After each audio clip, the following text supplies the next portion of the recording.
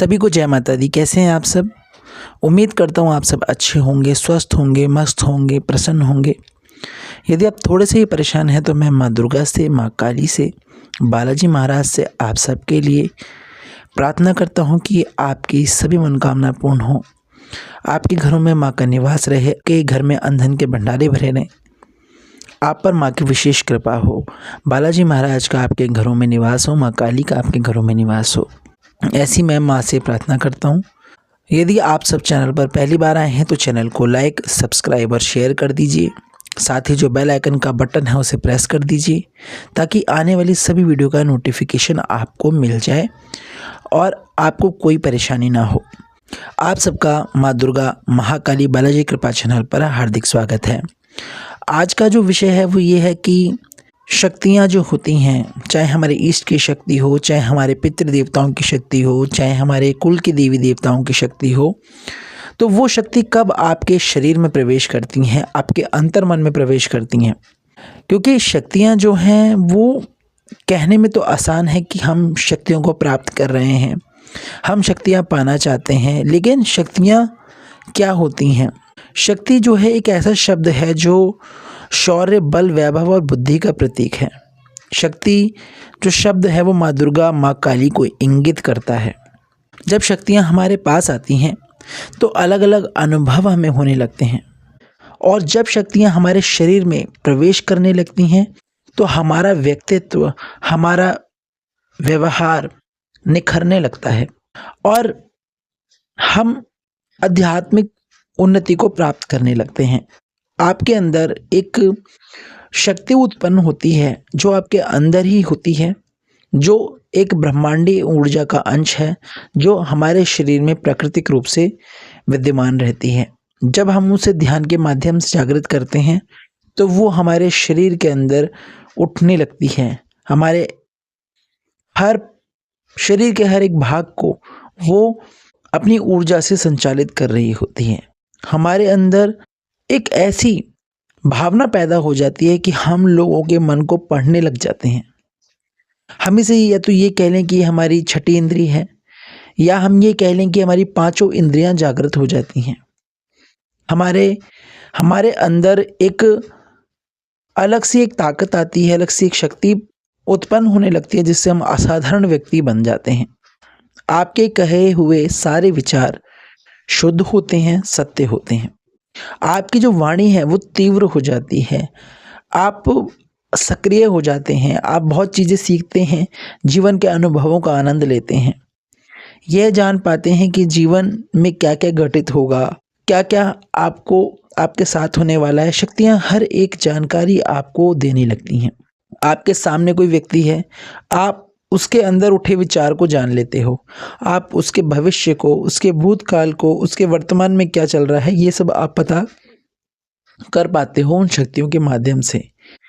और आपको जो शक्तियाँ होती हैं वो जब भी आपकी तरफ आकर्षित होती हैं जब आपके भाव, आपके स्वभाव सब कुछ अच्छा होता है, शुद्ध होता है, आप सही दिशा में जाने लगते हो, आपको शक्तियाँ सही दिशा दिखाने लगती हैं और आपको एक अंदर से अपने आप एक विचार आपके अंदर उत्पन्न होने लगता है कि हम क्यों आए हैं इस संसार में, या हमें क्या करना है, हमारा लक्ष्य क्या है। और अंत में एक ही निष्कर्ष निकल के आता है कि हमें सबका भला करना है, हमें किसी के प्रति कुछ गलत नहीं करना है, हमारे अंदर किसी के प्रति ईर्ष्या भाव नहीं आना चाहिए। हम भगवान से, हम देवी देवताओं से जिनकी हम सेवा करते हैं, जैसे माँ काली की सेवा करते हैं, तो हम यही मांगते हैं कि माँ हमारे मन में कभी भी कोई कुविचार ना आए, कोई गलत हम कार्य ना करें, और हमें अपने जीवन को सुचारू रूप से जीना है और आपकी सेवा करते रहना है। ये हमारे मन में विचार जब आ जाते हैं, हमारा जो समर्पण भाव है वो अपने ईश्वर के निमित्त पैदा हो जाता है, उनके चरणों में आ जाता है, तो हमें शक्तियाँ अपने आप हमें मिलने लगती हैं। वो हमारे शरीर में प्रवेश करती हैं, हमारे मन में प्रवेश करती हैं, और हमें दुनिया की हर एक जानकारी खुद ब खुद मिल जाती है। ये एक भगवती की कृपा है, एक ईश्वर की कृपा है जो हमें मिलने लगती है। अब हम ये जानते हैं कि शक्तियाँ कब हमारे शरीर में प्रवेश करती हैं। जब आपका भाव और आपकी भक्ति अपने इष्ट के प्रति सच्ची होती है, उनकी हर एक वस्तु आपको प्रिय लगने लगती है। जैसे माँ काली का श्रृंगार आपको प्रिय लगने लगता है, माँ काली को का आप उनका व्यवहार आपको अच्छा लगने लगता है, उनको देखकर आपको बहुत ऐसा लगता है जैसे कि ये मेरी माँ है। आपको उन्हें देखकर डर नहीं लगता। ऐसी आप बालाजी महाराज के भक्त हो सकते हो, आप शिव जी के भक्त हो सकते हो, या आप कोई भी देवी देवता के भक्त हो सकते हो। तो उनके साथ आपका जो बंधन है वो जुड़ने लगता है। कैसा बंधन? प्रेम बंधन। आप उनकी ओर अपने आप खींचे चले जाते हो। आपका उनको प्रेम करने का मन करता है। कोई उन्हें बालक रूप में पूजता है, कोई माँ रूप में, कोई भगवान रूप में, कोई भाई के रूप में, कोई पिता के रूप में। मतलब इस तरह से हम जो है उन देवी देवताओं की सेवा करते हैं और उनकी शक्तियाँ हमें उन्हीं रूपों में मिलती हैं। और हमारा जो भाव है वो इतना गहरा होता है कि हमारा ब्रह्मांडीय ऊर्जाओं से संपर्क बनने लगता है और तब शक्तियाँ हमें देखती हैं, हमारे ऊपर दृष्टि डालती हैं और हमारी ओर बढ़ने लगती हैं और धीरे धीरे हमारे मन में, हमारे शरीर में उनका प्रवेश होने लग जाता है। ये निर्भर करता है आपके अटल भाव पर।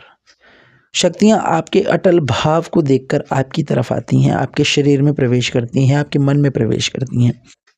जब आप अपने इष्ट की सेवा बहुत विश्वास से करते हो, आप ये नहीं सोचते हो कि मैं आज पूजा कर लूँ, कल ना करूँ, या कोई भी काम मैं करने जा रहा हूँ तो आप उसको बेहिचक अपना ईश्वर का ध्यान करके, अपनी शक्तियों का ध्यान करके अगर आप वो काम करते हो, ये सोचकर कि मेरे साथ वो हमेशा खड़ी हैं, माँ मेरे साथ खड़ी है, भगवान मेरे साथ खड़े हैं, ये सोचकर आप अपना कोई कार्य करते हो, तो निश्चित ही उस कार्य में आपको सफलता मिलती है।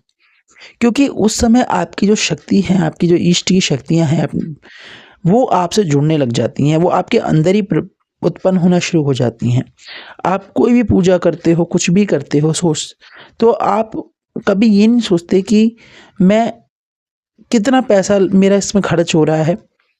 आप बिल्कुल नहीं सोचते ये चीज़। आप पूजा करने में कोई खर्चा नहीं सोचते कि मैं इतना खर्चा कर दूँ, ये कर दूँ। आप करते हो मन से।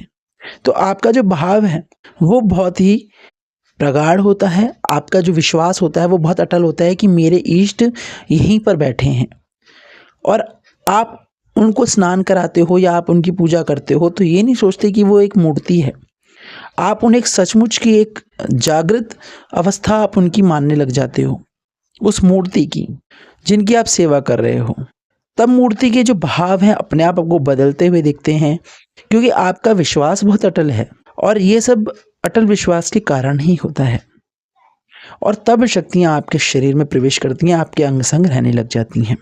जब आप मंत्रों का बहुत ज़्यादा जाप करते हो, आप अपने इष्ट का गुणगान करते हो, उनका ध्यान करते हो, सत्संग करते हो, तब माँ भगवती, माँ काली या जो भी जिन भी देवताओं की आप सेवा कर रहे हो, उनकी कृपा आपको प्राप्त होने लगती हैं, उनकी शक्तियाँ आपके साथ आने लगती हैं, उनके अंश आपके पास आते हैं, उनके दूत आपके पास रहते हैं और वो आपके अंग संग भी रहती हैं, आपकी रक्षा करती हैं, आपको अपनी शक्तियों को अदृश्य और दृश्य रूप से भी आपको दिखाती हैं, प्रदान भी करती हैं।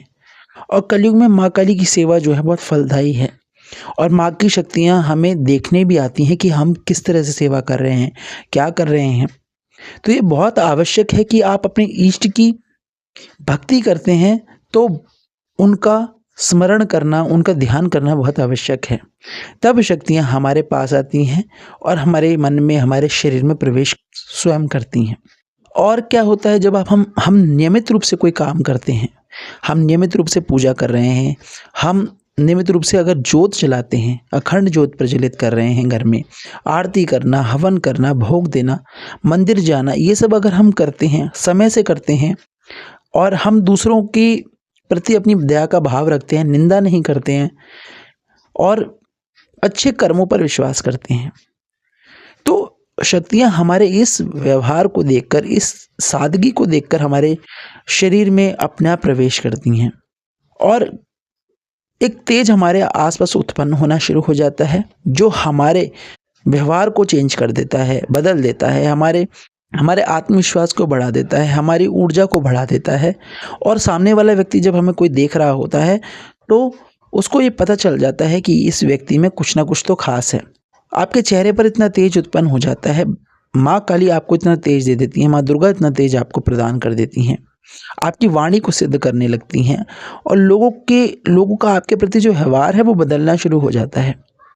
आप सही गलत की चीज़ों को समझने जब लग जाते हो, आप जानवर के प्रति दया भाव रखने लग जाते हो, गलत कार्य नहीं करते हो, तो खुद ब खुद शक्तियाँ आपके पास आती हैं और आपके अंदर वो एक स्थान ग्रहण करती हैं, आपके शरीर में स्थान ग्रहण करती हैं और समय-समय पर आपको हर चीज़ का ज्ञान देने लगती हैं। तो शक्तियाँ कब-कब प्रवेश करती हैं ये मैंने आपको बताया, किस व्यक्ति में कब प्रवेश करती हैं ये भी मैंने आपको इस वीडियो के माध्यम से बताने का पूरा प्रयास किया है। आशा करता हूँ आपको ये वीडियो पसंद आया होगा। कमेंट बॉक्स में जय माँ दुर्गा, जय माँ काली, हर हर महादेव, राधे राधे ज़रूर लिखना। नई वीडियो में नई जानकारी के साथ फिर मिलूँगा। जय माता दी।